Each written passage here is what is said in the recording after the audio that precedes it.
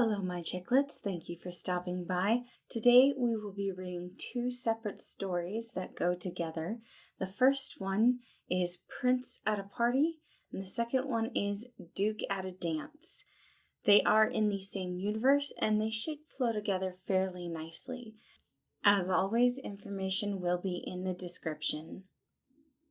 Loud music poured out of the house as everyone danced around and had a good time. Roman was amongst them, dancing to the noise and nursing a cup of spiked punch that he had had for the past hour. He wasn't intending to get drunk tonight and had no desire to do so.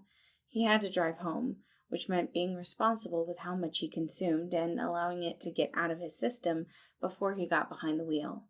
Still, the small amount he drank allowed him to loosen up just a little bit. He was hoping to find someone cute and sweet to spend the rest of the party with. Maybe looking for true love at a college party wasn't the best idea, but he had run out of options. The people in general education classes had proven themselves to be too straight-laced for his free-spirited heart, and the people in his theater classes were too dramatic, even for him. Then again, maybe looking for somebody at a party his brother was hosting wasn't the best idea.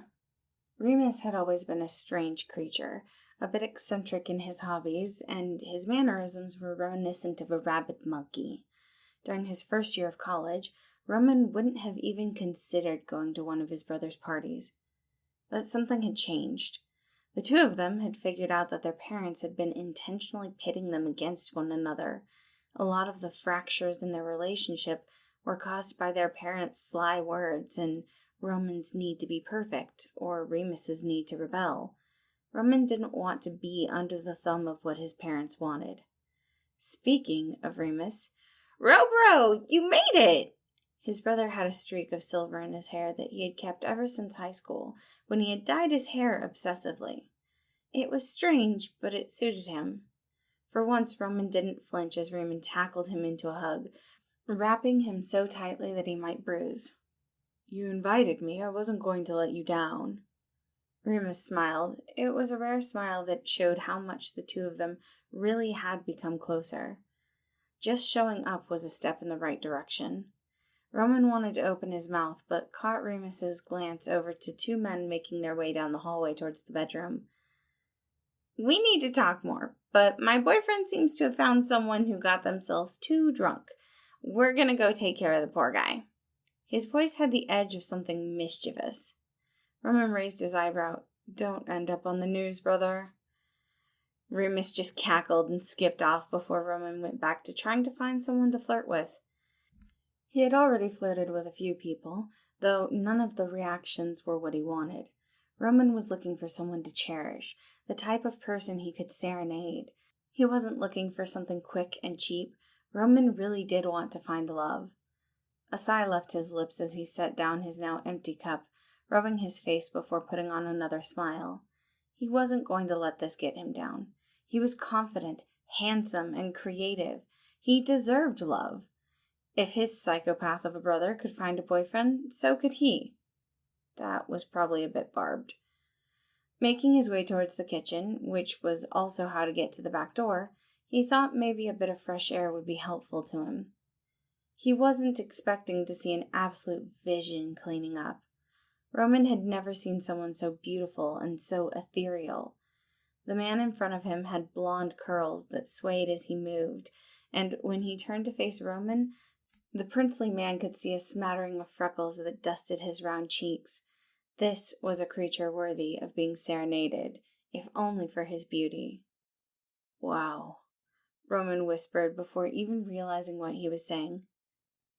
I'm sorry. His voice was sweet and angelic, and Roman held out his hand. Hi, I'm beautiful and you're Roman. He blushed as he realized what he had just said. I mean, I'm Roman and you're beautiful. The man giggled. Hi, beautiful. I'm Patton. His soft hand took Roman's. It was like fireworks in the summer, like the first rain of spring. Roman was lost. He had always believed in love at first sight, but he never thought it would be so wonderful. You look a lot like Remus. You're either his twin or a clone come to trick me. Roman slowly nodded, a bit tongue-tied at the moment. "Brother," he somehow managed to whisper. "It's so nice to meet you, kiddo. I'm Remus's roommate. He talks about you all the time, unless he's talking about Dee or Logan, of course. I should have guessed you would be quite handsome." This was the roommate Remus had been talking about? Remus always said his roommate was a stick in the mud and hardly any fun to be around. Roman was a bit surprised, but the surprise was enough to kick him back on track. "It is my absolute pleasure to meet you. Might I ask, why are you already picking up?" "It makes it a little bit easier when I go to clean things in the morning. Remus always throws such wonderful parties, but cleaning isn't one of his strongest suits." "Since my brother can be a bit of a trash man who doesn't do his job, would you like some help?" "You don't need to do that, kiddo. You should go enjoy the party." "I was a bit over the lustful dancing anyway. I came here looking for Prince." Roman bit his lip. Should he go for it? He was going to go for it. "Though I didn't expect to find an angel." Patton's eyes lit up as he suppressed a giggle. "That's so sweet." With the encouragement, Roman continued, "Surely that is what you have to have the constellations so beautifully painted on your face." Patton smiled wide with a cherry-dusted blush on his face, and Roman could feel his heart go boom. They spent the rest of the night cleaning together, Roman often flirting with the freckled man. He didn't know how he could ever thank the heavens above that he had come to this party. Now, how about we see things from Remus's perspective by reading Duke at a Dance. Forewarning, this was written before we knew Janice's name. The music was loud enough to rock the house, despite Patton's request that they turn it down. Remus had said that he would, but he was a liar. Right now it was the only thing that was keeping his thoughts at bay. He had been dating Emmanuel, though he preferred to go by his stage name Deceit, for a year and a half now, and though they were both polyamorous, they had been content with their relationship. At least, Remus had been content with their relationship, until he tried out for the debate team at his college. He had done it to make fun of people. Only nerds who took life far too seriously were part of the debate team. It was meant to be a fun time. How had he fallen in love? Taking a slight sip of the punch in his hands, Remus watched as people danced and mingled, his own brother flirting his way across the floor. Remus wasn't like Roman. He had so much love and affection to give, but he didn't know how to show it properly. His parents hadn't been the best example. Deceit loved him for who he was, but would Logan? He had been trying to be better, a bit more subdued, but Des told him not to. If Logan didn't like him the way he wasn't worth it. Remus had to disagree. It hadn't been love at first sight. Only hopeless romantics like his brother believed in love at first sight.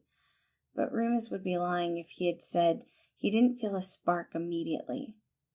Logan Indigo. Fucking Logan Indigo.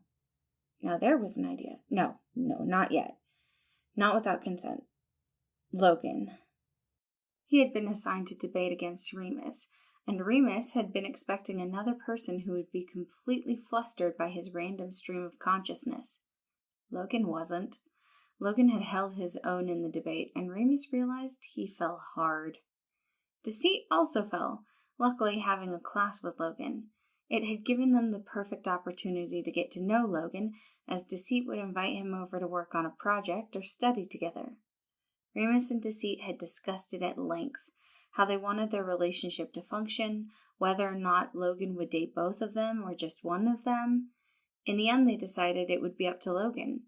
It could only ever be his choice. They were both in love, but Logan would have the final say. "Darling, you're eating your cup," Deceit whispered in Remus's ear, making him jump. "So I am." His cup actually had a chunk missing from it, and Remus decided it was in his best interest to throw the cup away before he accidentally ate it. He didn't need a trip to the emergency room tonight.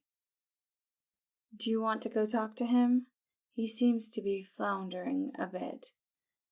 "No, not yet. What if I screw something up?" How about this? You do something to relax, say hi to your brother, get another drink, something, and I'll convince Logan to come to our room. We can talk there, where it's quieter." Remus nodded before taking in a deep breath. He hadn't actually gone and talked to his brother yet, so now was the perfect time. Taking in another breath, he put on a fake smile. "Bro, you made it!" He literally threw himself at Roman, and Roman didn't flinch. It was enough to make Remus's heart soar. All he had wanted when he was younger was his brother's approval, and now they were at least starting to get along. Things were looking up. Maybe that was why in the back of his mind, Remus was afraid it would all fall apart. He couldn't help but hug Roman tighter before slowly letting go. "You invited me. I wasn't going to let you down." A smile crawled onto his lips, a genuine smile. That was what he needed for confidence. His brother was always good at that, even if he didn't know it. Deceit was making his move, and out of the corner of his eye, Remus noticed the two of them walking to the bedroom, though Logan looked a bit unsteady. "We need to talk more, but my boyfriend seems to have found someone who got themselves too drunk. We're gonna go take care of the poor guy." Remus didn't actually think Logan was drunk. Logan never drank. "Don't end up on the news, brother." That actually pulled Remus out of his thoughts as he cackled, like he would actually ever get caught. He gave Roman one last smile before heading off to his bedroom, surprised to hear Logan talking so animated from inside. "Can you believe that they wouldn't let me do an essay on the works of Conan Arthur Doyle? Explain to me how Sherlock is not a fine example of negotiation tactics." Logan was chattering on, and Remus closed the door, watching as the normally stoic nerd waved his arms in frustration. "Oh, Remus, I didn't see you there. Please inform Deceit that I am not drunk, and I am instead comfortably buzzed." "I don't know, Lo. We've never ever seen you drink before." Why had he started drinking? This really was a conversation better had sober. Then again, Remus had drunk a little too. Maybe Logan simply had a very low tolerance. Something flashed in Logan's eyes, and he cleared his throat, attempting to adjust his non-existent tie. He had dressed down for the party, and honestly, Remus was impressed. Sitting in his desk chair, he pushed himself across the floor in one motion. "Do you want me to tell him why you got drunk?" Deceit murmured with his usual sly smirk. Logan mumbled something, but Remus couldn't hear it. "What was that? You were quieter than Anne Boleyn without her head." "I wanted to kiss you," he shouted, obviously embarrassed. "Both of you. Obviously, it is not logical, as you two are already in a relationship, but Emmanuel, no, you prefer Deceit. You can actually debate against me. Your viewpoints are refreshing and new, and you have a knowledge of philosophy that I am still attempting to gain, and Remus is so spontaneous and strange, it is refreshing, and it makes my heart feel light." Logan had a hand over his chest. "And I have enjoyed being your friend, but watching you two be together was so bittersweet, because you are happy together, and I would never ruin that, but I would give my telescope to kiss you right now." Remus leaned in quickly, capturing Logan's lips. He wanted to make it sloppy, but decided against it for now. "Logan, you shouldn't assume." "So I've heard." He quickly turned to look at Deceit, who just smiled softly and pulled him into a gentle kiss as well. "We should discuss this more in the morning when you're sober," Deceit whispered. "How about we just rest for now?" This was more than they had hoped for when they invited Logan to the party, but he was so happy they had.